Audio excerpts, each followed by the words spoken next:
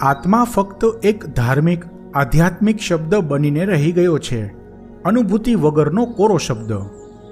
આત્મા વિશે તો ઘણું લખાઈ ગયું છે.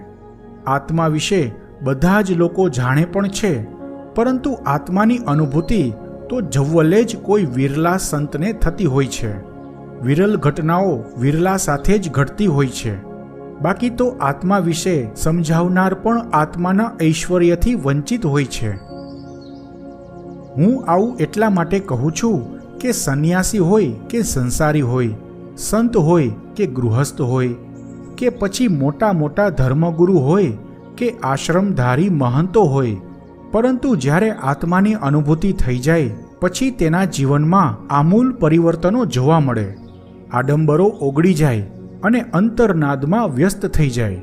બાહ્ય દ્રષ્ટિ ન રહે અને અંતર્મુખી બની જાય.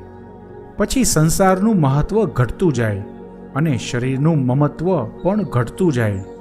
પછી તેનો સંસાર પ્રયત્ન વગર પણ સરળતાથી ચાલ્યા કરે. ઇફોર્ટલેસ ઈશ્વરને આધીન થઈ આનંદમયી જીવન જીવ્યા કરે.